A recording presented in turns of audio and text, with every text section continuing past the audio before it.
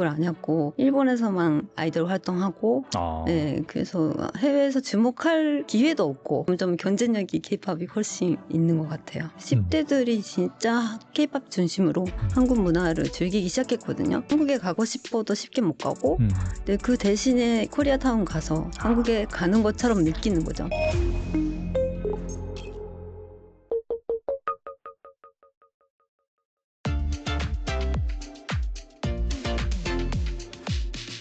안 그래도 좀 관련된 질문을 또 드려보면은 일본은 2013년부터 쿨재팬 프로젝트에 1조 3천억 원을 투자했고 지난해 또 한 번 쿨재팬 부활을 선언했지만은 여전히 뚜렷한 성과는 보이지 않고 있습니다. 반면 한국은 오징어 게임, K-팝 데몬 헌터스 같은 콘텐츠로 전 세계를 휩쓸며 문화 영향력을 넓혀가고 있는데 일본이 한류처럼 글로벌 문화 파급력을 갖지 못하는 이유는 무엇일까요? 일단 애니메이션은 일본은 파급력이 있고 해외에서도 인기 많고 근데 그게 쿨재팬 때문이 아니라 전부가 잘해서 그런 것보다는 그냥 애니메이션 잘 만드는 것 같아요. 일본 자체가. 네네. 잘 만드는 역사도 있고 그래서 제작비도 그만큼 있고 인재들도 모이고 막 이렇게 계속 애니메이션 잘 되고 있는 것 같고 그렇지 않은 실사는 너무 약하잖아요. 그러니까 한국에서도 일본 드라마나 영화나 그렇게 많이 안 보잖아요.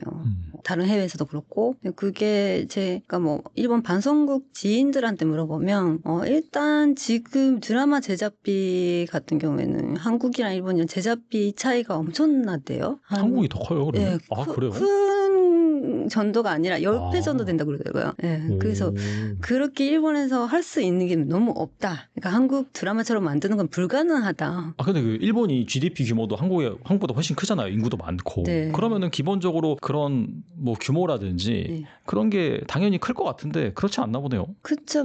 예를 들어서 사랑의 불시착이라는 드라마가 일본에서 엄청 히트 쳤었잖아요.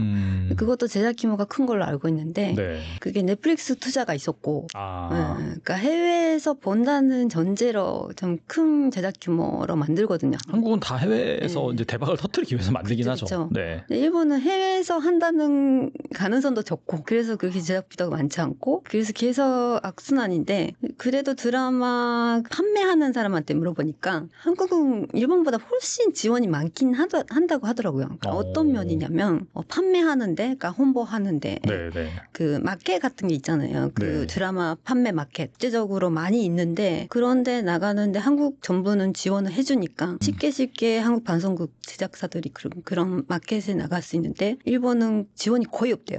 거의 없어서 방송국에서 알아서 마련해서 가는데 거의 적자인 거죠. 나가면 나갈수록. 그래서 못 나가고 그래서 계속 악순환이라고 그러더라고요.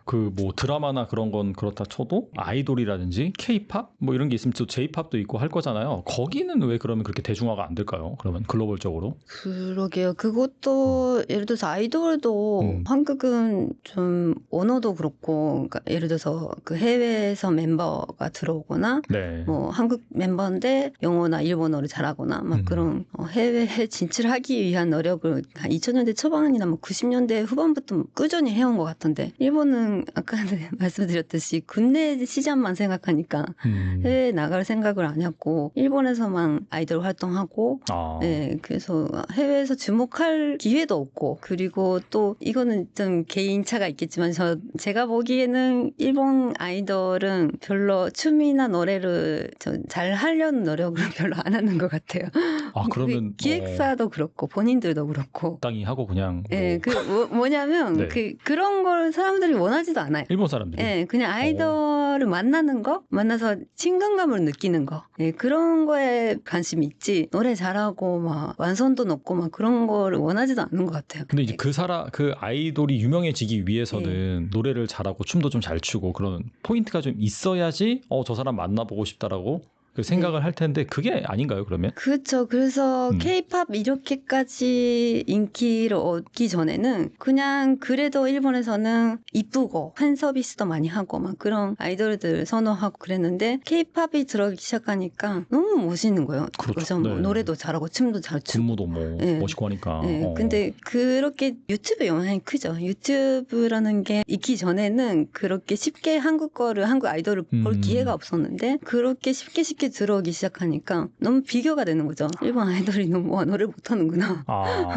춤 못 추는구나. 이렇게 되니까 점점 경쟁력이 K-팝이 훨씬 있는 것 같아요. 그렇다고 뭐 국가적으로 그걸 어떻게 개선하고 막 그런 쿨재팬이라는 게 그런 거는 별로 안 하고 있는 것 같은데요. 쿨재팬이 중심은 애니메이션인 것 같아요. 우리가 그냥 잘하는 거 하자. 네, 그런 차원에서. 뭐 보면은 우리나라 오디션 프로그램도 되게 많은데 보면 항상 그 일본 아이돌들이 와서 같이 하고 하더라고요. 그러니까 우리나라에서 데뷔를 하려고. 그게 훨씬 더 본인들한테 플러스 요인인가 봐요. 보면. 맞아요. 지금 젊은 사람들은 대부분 아이돌이 되고 싶다고 하는 게 일본 아이돌이 아니라 K-팝 아이돌인 것 같아요. K-팝 아이돌이 되면 한국뿐만 아니라 일본에서도 주목받고 다른 해외에서도 주목받고 세계에 나갈 수 있는 창구가 한국인 것 같더라고요. 그래서 이제 한국으로 먼저 오는 그런 젊은 세대들이 많다라고 볼 수 있겠네요. 그런 것 같아요. 그리고 과거 신주쿠구 시노쿠보 코리아타운에 일본 내 극우 단체들이 혐한 시위를 벌였지만은 현재는 뭐 자치를 감췄다고 합니다. 대신 일본 MZ 세대들이 트렌드를 주도하는 성지가 됐다고 하는데 그 이유는 무엇일까요? 제가 아사히신문 기자로 도쿄에 있었던 당시가 2015년, 16년 그때쯤인데 그때가 제일 안 좋았어요, 진짜. 저는 그래도 한국에 관심 많으니까 신주쿠보 코리아타운 가서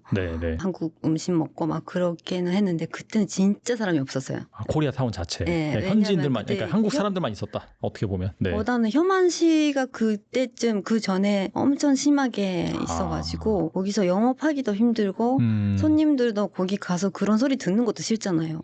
그래서 그런 영향도 컸었는데 그 이후로 점점 젊은 세대가 일단 한일 관계나 전체적인 거 외교 관련된 거 역사 문제 막 그런 거에 관심이 없거나 관심이 있어도 그것과 문화를 즐기는 거는 구별하는 경우가 많아서 2017년, 18년쯤부터 해서 10대들이 진짜 K-팝 중심으로 한국 문화를 즐기기 시작했거든요. 근데 10대들은 돈이 없잖아요. 그래서 한국에 가고 싶어도 쉽게 못 가고 근데 그 대신에 코리아타운 가서 한국에 가는 것처럼 느끼는 거죠. 한국 음식 먹고 K-팝 아이돌이 신주쿠보 무슨 가게에서 밥 먹었다 그러면 거기서 그런 것도 많았고 근데 결정적인 계기는 코로나 같아요. 코로나 때 한국에 아예 못 가게 됐잖아요. 그렇죠.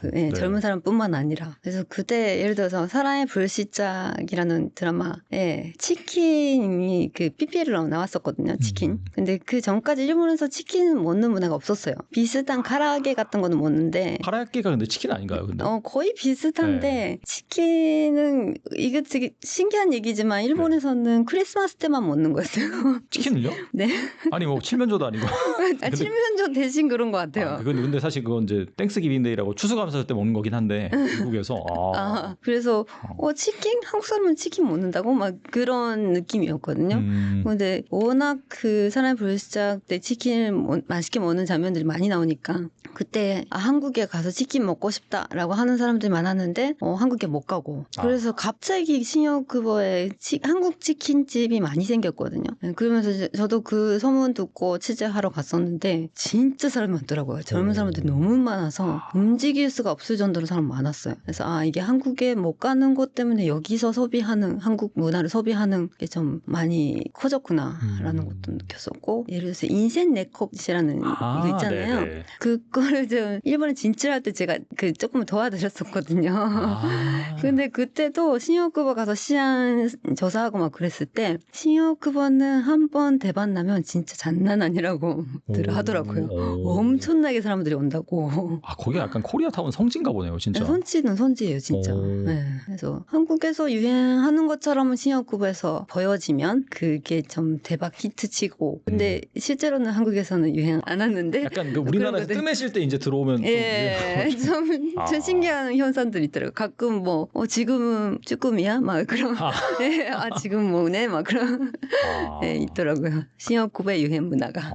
듣다 보니까 또 궁금한 게 생겼는데 우리나라는 어떻게 보면은 그런 그 음식의 트렌드? 그런 레스토랑이라든지 그런 프랜차이즈의 트렌드도 되게 빨리 바뀌잖아요. 방금 말씀하신 것처럼 뭐 쭈꾸미가 유행했다가 또 뭐가 유행했다가 또 뭐가 유행했다가 이게 좀 트렌드가 빨리 바뀌거든요. 일본도 그래요, 근데? 일본은 원래 안 그래요. 일본은 원래 단거리 많고 그러니까 가는데 계속하고 가끔 뭐 히트치고 사라지고 뭐 그런 거 조금은 있긴 한데 한국처럼은 그렇지 않거든요.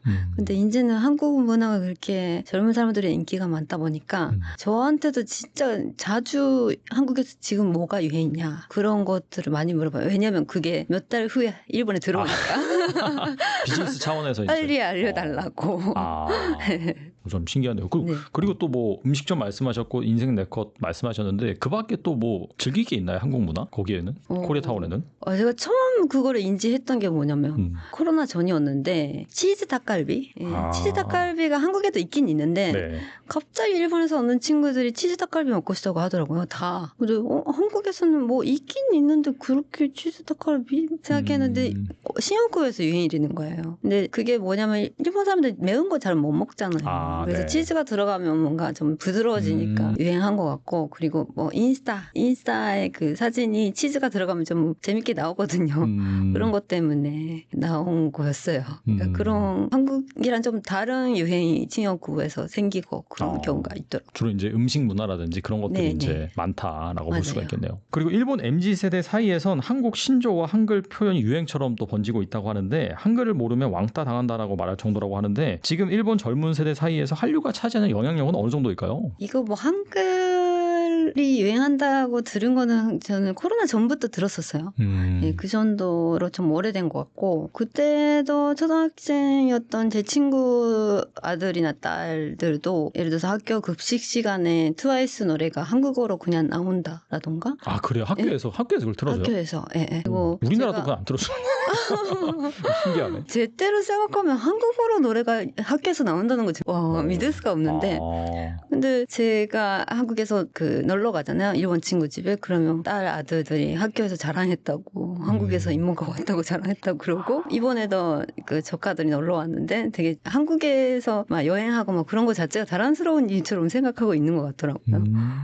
네, 오늘 나와주셔서 정말 좋은 말씀 많이 해주셨는데, 끝으로 이 영상을 보고 계신 분들 위해서 한 말씀만 부탁드립니다. 제가 최근에 한국에서 낸 지극기사적인 일본이라는 책은 사실 한국 사람들이 생각하는 일본인이라는 게 제가 느끼기로는 좀 아닌데? 라는 것들이 많거든요. 그럼 대표적으로 뭐인지 좀 말씀해 주세요. 예를 들어서 일본 사람들은 질서를 잘 지킨다라던가, 그건 제가 보기에는 도쿄 사람은 질서를 잘 지켜요, 진짜로. 근데 오사카 사람은 또 안 그렇거든요. 지역마다 다르구나, 이게. 네. 한국도 어느 정도 그렇지만 한국은 제가 보기엔 너무나 수도권 중심이고, 그 인구가 실제로 한국은 수도권의 한 반 정도 있거든요. 절반 있죠. 네. 근데 일본은 그렇지 않고 도쿄가 대도시긴 하지만 오사카도 있고 후쿠오카도 있고 되게 나라가 길다 보니까 되게 다양하거든요. 그런 일본의 다양성 같은 거를 전달하려고 책을 썼거든요. 그래서 제가 오늘 얘기한 것도 한 일본 사람이 생각하는 생각이고, 다른 일본 사람은 전혀 다르게 생각할 수도 있고, 그렇다는 얘기도 전하고 싶습니다. 네.